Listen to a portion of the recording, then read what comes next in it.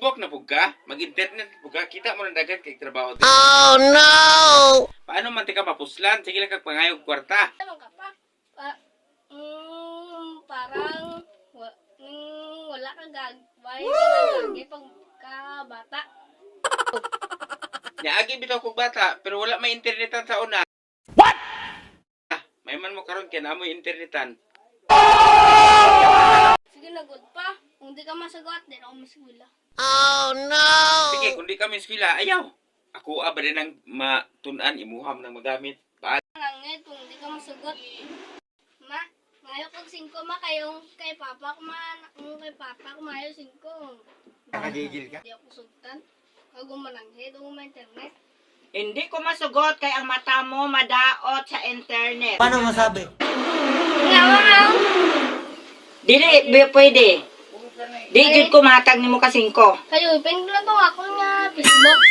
Pag magsiling ko nga hindi gid pwede, hindi. Kaayuhan ng ako sa imo bibi. Oh no! Ay ma, hilang ko cellphone. Kaya ma-internet ko. Otro po ka.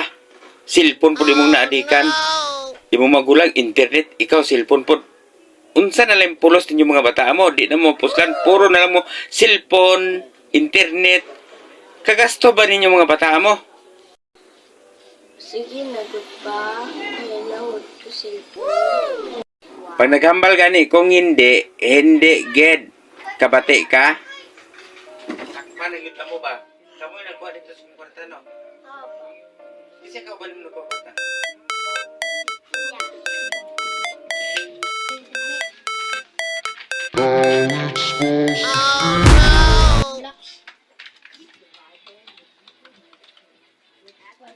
Oh no! Ikaw magulanga ka, ikaw ginagtudlo-tudlo sa imong mag-internet. Asan yung pagkakuwatan, yung panguhan ninyo? Oh no! Patay, nagawat na lang kami. Isod, kini mga bataa karon pag-adjuston. Nanga-adik og cellphone. Nanga-adik og Oh internet. no! Ano yung mga bataan nila ko pag-adjust? Di na ako makaya. Presidente Marcos, ano ha ba ni mga internet? Oh no! Iwala para kuan kanang dili mga daot ang mga utok sa mga bata.